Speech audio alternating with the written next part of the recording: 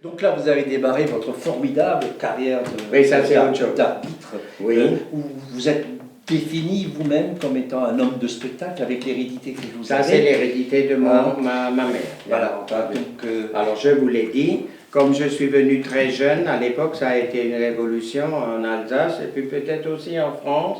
Un étudiant, je ne sais quoi, en sciences, de 21 ans se met dans la tête de devenir arbitre. Je vous rappelle qu'à l'époque, les années 60, les arbitres étaient connus, ne m'en voulez pas, d'être souvent, je dis pourquoi, pas méchants, d'anciens cheminots, d'anciens militaires, parce que les cheminots avaient le train pour rien, les militaires quart de tarif, donc au moins ça leur payait un peu, parce qu'ils n'étaient pas payés beaucoup le déplacement, et donc ça a révolutionné comment se fait-il un jeune étudiant veut faire arbitre, d'où il vient celui-là, c'est un extraterrestre. Alors cette histoire-là m'a évidemment d'une part lancé, parce que c'était une bombe, ça, à l'époque, figurez-vous. Un gars qui étudie un doctorat devient arbitre au Volkswagen, mais je ne sais où, sur les terrains, d'où il vient, celui-là qui sait. Donc il fallait déjà creuser son chemin là-dedans, avec tout ce que ça suppose comme nouveauté. Et qui dit nouveauté dit jalousie, ça vous comprenez, surtout en Alsace, mais ça c'est autre chose. Donc nous sommes spécialistes, donc il a fallu passer là-dedans. Heureusement, j'ai eu peut-être une autre chance dans ma vie, quand même, il faut le dire. Comme joueur au Racing, j'ai rencontré Grace Hauser. Et comme arbitre, il y avait un certain Pierre Schwinte, qui était un ancien arbitre international, qui avait fait 2 Coupes du Monde, et qui a arrêté sa carrière en 66-7. 66-7. Or, moi, je l'ai commencé en 62, 21 ans. Donc, quand lui a arrêté, il a dit, tiens, et connaissant Schwinte, il a dit, j'ai découvert un talent, vous comprenez? Donc, il m'a mis sous son aile protectrice. Sous son aile protectrice, qui l'était beaucoup, mais qui était aussi responsable de pas mal de jalousie, parce qu'il n'y avait pas que des amis, lui non plus. Mais Schwinte, effectivement, c'était un homme que j'ai rencontré au bon moment pour aller dans ce nouveau milieu, toujours footballistique, mais ça c'était arbitre que je connaissais moins bien, et où, ma foi, il fallait aussi être vacciné pour un peu... Donc vous avez monté tous les échelons. Assez rapidement. Parce que j'étais venu assez jeune. C'est pour arbitrer votre premier match de Division 1. Alors là, j'ai noté le 22 mai 1969. Vous vous souvenez de ce match? Sedan, Olympique de Marseille. C'est ce que oui, c'est juste. C'est très juste, évidemment, c'est juste. C'était à la fin de la saison 68-9. Oui. Et c'est un peu comme genre de récompense, parce que j'avais pas encore été nommé fédéral 1. La nomination, c'est en juin au stage INS à Paris. Mais bon, j'allais l'être. Et donc, on m'a donné comme récompense ce match-là, Sedan-Marseille. Alors là, je peux vous dire, j'ai tout de suite été inauguré bien, parce qu'à la mi-temps, je vois encore le vieux stade Émile Albo. Sedan, je ne sais plus s'ils étaient menés 0-1 à la mi-temps, etc. Mais ça, il y a déjà, je crois qu'il y a eu un but où les gens disaient, ils suspectaient de hors-jeu pour Marseille. C'était pas mon fait, parce que je voyais ça derrière, j'avais dit jouer, je vois encore très bien. Et donc le public à Sedan tempêtait un peu, et j'ai déjà entendu à la mi-temps de mon premier match professionnel, à l'âge de 27 ans, oh, chiotte l'arbitre, oh, chiotte l'arbitre. J'ai dit, ben merde, si ça va être ça, ça commence bien. Il a donc fallu attendre la deuxième mi-temps. Le match s'est continué, terminé, Sedan a gagné, tant mieux peut-être pour moi, 3-1. Pour Marseille, c'était pas grave, parce qu'il venait de gagner la Coupe de France en 69, avec Escal, Fiavo, Joseph, etc., etc. Et à Sedan jouait un gars qui était pas loin d'ici, Bourgeois, vous savez, Bourgeois, Mulhouse, un peu... Enfin bon, il est revenu sur Mulhouse, peu importe. Enfin, Sedan a gagné 3-1, et j'avais donc fait mon premier match pro. Et je me rappelle que les frères Laurent, qui à l'époque étaient les patrons de Sedan, Filature Sedan, à l'époque où les Ardennes ça tournait bien, c'est plus comme aujourd'hui malheureusement, eh bien monsieur Maurice Laurent m'avait dit à la sortie du vestiaire, c'est l'arbitre pour commencer, le jeune là, il faudra, je ne sais pas quoi, il faudra revoir vos cours, etc. Mais enfin, j'étais bien inauguré, c'est ça, le monde, l'ADN, tout n'est pas or qui brille. Et effectivement, donc en 69, le premier match. Voilà. Où tout de suite j'ai un peu compris Vous avez mis le pied dans le... Voilà, que tout ne serait Pas sur, pas le, simple. pas sur le ballon. Mais enfin, ça fait partie de la carrière Bien de sûr. l'arbitre où il y a Bien des sûr. moments merveilleux et puis d'autres moments qui sont durs à vivre, mais qui forment. Alors évidemment, bon, en fait d'armes, vous en avez vu énormément, et en particulier cette tournée au Brésil Oui, en 1974, 14. qui vous a donné votre surnom, le Nijinsky, Nijinsky du sifflet. oui. Alors, c'est un journal brésilien qui a... Oui, c'est un journaliste au Globo, ça c'est un journal brésilien, ça s'appelait O Globo, de Sao Paulo, à l'époque, qui m'ayant vu arbitrer dans le premier match que j'arbitrais arbitré là-bas, c'était des matchs amicaux. Pour fixer un peu le tableau, il faut dire que le moment où j'étais venu au Brésil, j'étais pas seul, hein. Il y avait un Anglais, Patrick Partridge, très bon arbitre international, que ensuite j'ai revu par la suite sur différents matchs de Coupe d'Europe ou dans des stages UEFA. Et puis il y avait 3 arbitres sud-américains, un Chilien, Martinez, un Argentin, Comesaña, et un Colombien, Velasquez. Et puis des Brésiliens qui faisaient alors juste touche pour les matchs au Brésil. Nous tournions pour des matchs au Maracanã, Rio de Janeiro, comment s'appelle l'autre stade, au Morumbi de Sao Paulo, et puis à Brasilia, la capitale, que comme ça j'ai eu l'occasion de voir. Vous savez, la capitale qui avait été implantée en pleine Amazonie 10 ans auparavant, 64. Nous avions fait un match amical là-bas, 74, le Brésil. Donc c'était lors d'une tournée de préparation du Brésil pour la Coupe du Monde 1974 qui a eu lieu, vous le savez, en Allemagne, près de chez nous. Et en plus des matchs de préparation du Brésil contre différents adversaires, je vous citerai après, Grèce, Irlande, Paraguay, etc., venant du monde entier du football, il y avait une autre lutte. C'était la lutte de président anglais, d'une lutte, comment on appelle ça, politique, football, puisque le président à l'époque de la FIFA, c'était Sir Stanley Rouse, l'anglais, qui avait déjà été élu 1 ou 2 fois, et le nouveau challenger, qui était le Brésilien João Havelange. Et donc, après chaque match, je me rappelle que nous arbitrions, on entendait le soir, vous savez, l'Irlande avait joué ou la Grèce, et puis au cours du dîner, bien entendu, ils disaient, ça y est, on a de nouveau 5 promesses de voir en Allemagne, ceci, cela. Et effectivement, en Allemagne, avant la Coupe du Monde, lors du congrès FIFA, eh bien, Stanley Rouse a perdu la présidence et c'est João Havelange a été élu président de la FIFA. Donc, pour le Brésil, la tournée de préparation footballistique, c'était les matchs que nous faisions. La plus importante pour eux, c'était celle de Havelange, vous avez compris. Et malheureusement, pour ces Brésiliens, là en Allemagne, ça n'a pas été une réussite, puisque eux, les champions du monde sortants, en 1970 au Mexique, avec Pelé et compagnie, Rivellino, Pepe, et enfin tous les joueurs qu'on a connus, eh bien, ils ont loupé leur Coupe du Monde ici, parce qu'ils, voulant très bien faire les choses, ils avaient même sélectionné un camp d'entraînement à la Forêt-Noire, qui est très bien au mois de juin, mais cette année-là, il a neigé. Alors finalement, ils ont terminé leur préparation, ces pauvres Brésiliens, dans la Forêt-Noire, entourés de grillages, parce qu'ils voulaient se protéger. Je vous laisse de côté les chiens-loups. Et puis la neige en a fait, puis évidemment, ils ont perdu contre les Hollandais.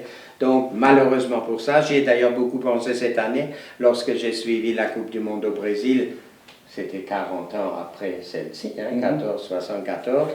Et j'ai dit, bon, ben, peut-être ils vont enfin gagner chez eux. Bon, on pouvait leur souhaiter. Ben non, l'Allemagne les a rebattus 7-1, mais enfin, bon, c'est une autre histoire.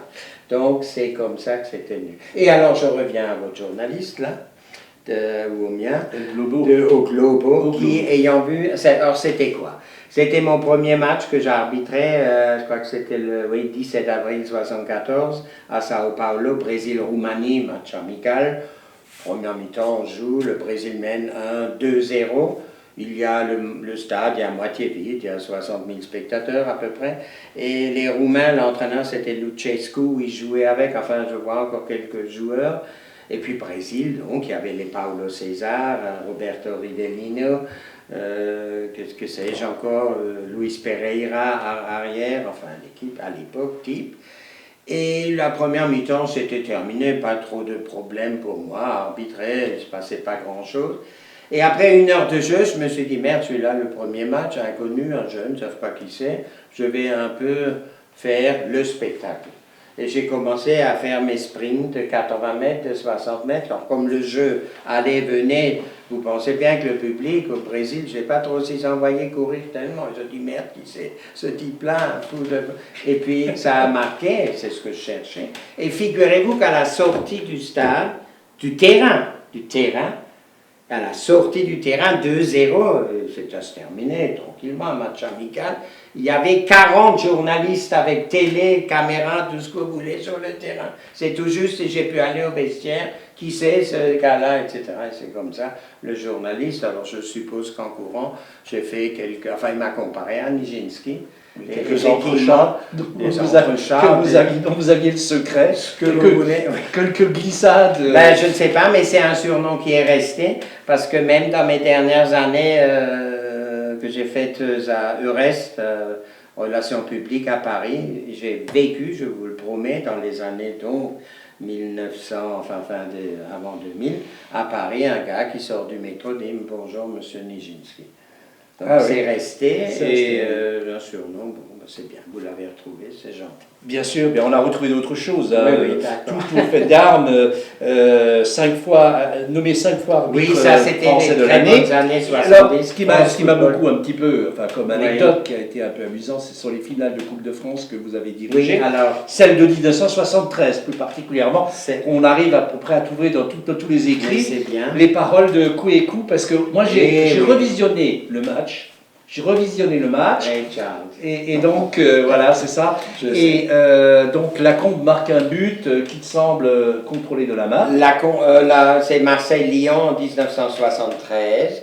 Ça devait être un grand jour pour moi. Léon Zitrone avait dit la veille à la télé, ou l'avant-veille, demain soir, ou je ne sais pas quand, là, au Parc des Princes, ce sera le prince des arbitres qui va arbitrer. Mais le prince des arbitres, malheureusement, il s'est cassé la figure parce que Bernard Lacombe, le Lyonnais, mais j'y reviens après, Bernard Lacombe, le Lyonnais, alors que Lyon menait 1-0 à la mi-temps, sans problème contre Nantes, Bernard Lacombe avait redressé au milieu du terrain, une fois, juste redressé la course du ballon avec la main, et l'ayant redressé, se l'est remis sur le pied et est allé marquer le 2-0. Alors, tout le stade l'a vu. Mais d'où vous étiez placé? Derrière. On ne peut pas le voir parce que l'arrière masquait. Oui. Je ne pouvais pas le voir parce que vous savez, lorsqu'une main est flagrante, on la voit. Je suis quand même pas aveugle, mais je ne l'ai pas vu. Enfin, Kouékou vous a pas loupé après le match? Non, parce qu'en plus, il paraît que lui a marqué le 2-1 qui ne jouait plus, aussi avec un pitch net de la main, semblerait-il. Il ne m'a pas loupé, et donc Wurtz devenait le Nijinsky, devenait Ray Charles. C'était un pianiste aveugle. Qui a arbitré ce soir. Voilà. Donc, ça, c'était la première. Elle était ratée de ce côté-là. Ça suffit pour la rater, évidemment. Il m'a fallu en remettre de cette déception. Oui, il paraît que ça m'a fait 6 mois de démoralisation. J'ai passé par des stades difficiles. La première réaction que j'ai eue, c'est déjà de faire un peu de vélo de randonnée. J'avais un vélo de course, vous me direz que ça a à voir. Ben, je voulais me prouver que j'étais encore valable et je repasse par le physique, je dis bien. Et je me suis un peu pris d'amitié avec les randonneurs club de Strasbourg. Et pour me prouver à moi-même que je n'étais pas encore plus rien, j'ai fait la randonnée des Alpes, 1 mois après par le Galibier et le col de la Croix de Fer, 245 km. Je l'ai fait qu'une fois de ma vie. Et je me suis dit, tiens, je vaux encore quelque chose. Mais pour le football, ça ne suffisait pas. Je continue, et là je vais revenir à un ancien de Racing, ça va vous faire plaisir pour votre article. Alors je navigue comme ça pendant quelques mois, Wurtz arbitre, mais c'est pas ça. Schwinte me dit, mais qu'est-ce qu'il y a, c'est pas le même truc, enfin bon. Jusqu'à ce qu'un jour, et c'était le 1er novembre 1973, j'ai un match arbitré à Sochaux. Un quelconque match amical, d'ailleurs contre des Brésiliens, mais en l'occurrence ça ne jouait pas trop, un jour à Sochaux, un jour épouvantable, 1er novembre, il pleut, il y a de la boue sur le terrain, il y a 1500 spectateurs, un match amical, tout le monde s'en fout. Mais l'entraîneur de Sochaux, c'était René Haus. là, je vous fais un petit détour par le Racing, hein, René House. Hein, Bien parce sûr. que si vous voulez, on en parle de René House après. Admiratif. Et ce jour-là, je ne sais pas, dans la boue, ça va, physiquement, je suis en forme. Il pleut, ça joue, un match, 1-0, rien à dire d'autre. Mais pour moi, c'était, je ne sais pas, je me suis donné à fond et à la fin, les gens qui étaient là, les joueurs étaient contents, enfin c'était bien. Et j'ai parlé avec René House à la fin du match. Et je lui ai dit, tu vois René, avec ça, oui, mais la main, maintenant c'est oublié. J'ai dit oui, mais j'ai passé par des moments difficiles. Il a dit, mais tout est encore bien, il faut foncer. Et René m'a redonné un peu du courage pour y croire. Et quand j'ai repris en janvier 74 les matchs, enfin non, déjà en décembre, mais en janvier, février, je me battais pour dire je vaux encore quelque chose. Tout ça avec cette main de Lacombe. Je vais revenir à Lacombe. Et donc, j'ai fait des matchs. Je sais qu'un jour, j'ai fait un match de division de Chaumont-Valenciennes 0-0. Bon match de 3000 personnes, donné à fond. À la fin du match, le public a applaudi quand je suis sorti. Et j'ai montré le point pour, excusez-moi, pour dire, vous voyez, je suis encore là, etc. Donc, j'ai remonté ça me fait remonter la pente, je raconte ça. Et 3 mois après, j'ai fait la tournée au Brésil. Ouais. Donc c'est important, je veux dire, que ce type de Alors, témoignage, parce l'histoire que... de Raymond, de Bernard Lacombe, Oui. ne croyez pas que j'en veuille à ce pauvre Bernard Lacombe. On s'est rencontrés par la suite, et pas plus tard qu'il y a quelques mois, j'ai participé à un repas d'anciens footeux à Haguenau. Il y a un ancien juge de touche, chez Ginette à Schweighouse, et au restaurant près de la gare, pour tarte flambée, machin, je sais pas quoi, pour évoquer des souvenirs comme maintenant. Et un gars qui était là-bas avait juste au téléphone Bernard Lacombe, aujourd'hui le conseiller là, de Lyon, le Lyonnais, le vrai Lyonnais type, parce qu'ils vont parfois voir des matchs chez eux. Et il lui dit, tiens Bernard, le gars là, que je connaissais pas trop, me dit, tu sais qui j'ai à côté de moi? Robert Wurtz. Alors, il me passe Bernard Lacombe, et j'ai parlé avec lui parce que je me rappelle qu'après j'avais arrêté 1 an même d'arbitrer, un genre d'année sabbatique. Eh bien, un jour, je suis retourné à Bordeaux, où il jouait, et dans le vieux couloir qui descendait de Bordeaux dans le stade, Lacombe est là, parmi les joueurs, et il m'a dit avant le match, Monsieur Wurtz, ça nous fait plaisir de nous revoir. Bien sûr, bien sûr. Excusez-moi. Non, il n'y a pas de problème. Alors, mais bon, je crois que... Juste pour dire que tout ça, et c'est ça qui fait le truc de l'arbitrage, on passe par des moments merveilleux et durs. Des moments extrêmement difficiles. Pardon. Alors bon, là vous avez été en Coupe du Monde en 1978. Là, naturellement, on peut encore parler de beaucoup de choses. Mais moi, ce qui m'intéresserait, c'est pas trop de politique à la Coupe du Monde 78, parce que ça c'est une autre salade. Il faut quand même noter que bon, c'est plus tellement le cas des arbitres français aux Coupes du Monde. Oui, ça c'est autre chose. Ça, une discussion, on en parlera tout à l'heure. Juste pour vous dire une petite chose, que l'arbitrage français, déjà une fois, n'avait pas été représenté dans une Coupe du Monde, c'était celle de 74 en Allemagne, dont je vous ai parlé. Il y avait aucun de chez nous. Le dernier qui avait été, c'était Roger Machin au Mexique. Allemagne, personne. Et le premier qui avait été rappelé par la FIFA, c'est 1978. Juste au passage. Donc, et alors, on reprenait et on a continué à reprendre jusque en 2010, Afrique, c'est ça? Et là, ça s'est de nouveau arrêté en 14. Mais ça, c'est un autre sujet. Vous avez et vous avez eu un tas d'anecdotes. Il y en a une que j'ai relevée, moi, qui m'a beaucoup plu, beaucoup amusé. C'est votre relation avec Giroud, n'est-ce pas? Alors, sur un match PSG-Auxerre, évidemment. Naturellement, où Giroud vociférait sur la touche. Racontez-nous un petit peu. Je vais un peu vous raconter. Parce que, alors, avec durant le temps que j'ai naturellement eu l'occasion d'arbitrer Auxerre, d'abord en division 2, parce que quand j'avais commencé à arbitrer Auxerre, Giroud et compagnie, et le club était encore en division 2. Donc j'ai appris un peu à connaître ce personnage, qui m'a paru être un personnage. Il a un quart ou un huitième d'Alsacien, il ne faut pas l'oublier, un quart d'Alsacien. Donc le bon quart. Le bon quart, moi c'est le bon entier. Non, enfin, disons, un garçon, enfin un monsieur qui sait ce qu'il veut, Giroud, enfin, pas la peine que je vous parle de Giroud. Donc, un vrai professionnel aimant le foot, etc. Et donc, ce Giroud, j'avais déjà eu l'occasion de voir qu'il était dans des matchs avant, beaucoup de culture aussi. Je vous rappellerai simplement qu'un jour, j'ai fait un match de Coupe des Alpes. Vous savez, la coupe qui se déroulait en été entre 4 clubs français, 4 clubs allemands, 4 clubs suisses, pardon, grâce au Port Zurich, Neuchâtel, d'ailleurs Grèce aussi, après, rencontré là-bas. Et un jour, je fais un grasshopper, je crois, contre Auxerre sur un terrain perdu près de Zurich, à Adliswil ou je ne sais pas quoi, peu importe.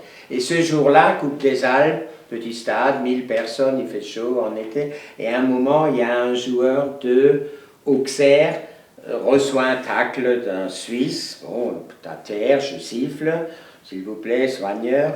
Giroud rentre, alors il est rentré pour faire les soins un peu avec un ou deux soigneurs et lui. Et puis je dis pourvu qu'il ne m'engueule pas, mais enfin j'ai sifflé le tacle, etc. Et puis gentiment, comme il lui donnait effectivement un peu d'eau, Giroud, père attentif auprès de ses joueurs, je lui ai dit, père, donne-lui à boire. Et Giroud me répond sur le terrain, Victor Hugo. Vous voyez, ça c'est du Giroud sur un match de foot. Tout de suite, citation, donc, pas un idiot. Et donc, loin de là. Et donc, ce jour-là, c'était un PSG Auxerre de championnat, un match au mois d'avril, où normalement on n'en parlerait pas trop. Il y avait quand même 15 000 seulement au parc. C'est pas 40 000 comme aujourd'hui avec Zlatan, mais 15 000, 20 000, c'était le PSG du temps de Borelli. Très sympathique aussi, c'était une autre époque. Et donc, ce match tourne 0-1 pour Auxerre, 1-1. Ça tourne bien, pas de problème. Mais alors en deuxième mi-temps, après 55 minutes, 60 minutes à peu près, Giroud, non pas qu'il criait envers moi, mais il se levait du banc, il avançait, il reculait, il faisait un peu son cinéma comme il aimait faire. Vous voyez, Giroud, ceci, cela. Et moi, je sentais comme arbitre que d'un match avec, ça a fait Zuzic aussi, etc., à Paris, il ne se passait pas trop, mais du fait que Giroud faisait un peu son cinéma devant la tribune principale, ça faisait un peu monter l'ambiance. Et je me suis dit, il faut trouver quelque chose pour nous le calmer, parce qu'en même temps, le public sur la tribune assise, principale du parc, commençait à dire, ça suffit de nous charler Giroud. Le ton montait un peu. Je sentais ça en sifflant. J'ai dit, il faut que je trouve quelque chose pour peut-être déclencher un sourire. Oui. Ah oui. Et donc, il y a une phase qui se passe devant cette tribune principale, un ballon, je ne sais pas si j'ai sifflé un coup franc ou pas de coup franc, le ballon sort, le terrain était quelque peu encore humide puisque c'était une soirée entre un peu de rosée, je ne sais pas, il faut rien à la rosée, mais enfin bon, humide. Et je termine ce mouvement en courant du milieu vers le banc. Je siffle quelque chose, la touche ou peut-être une faute, mais pas méchante.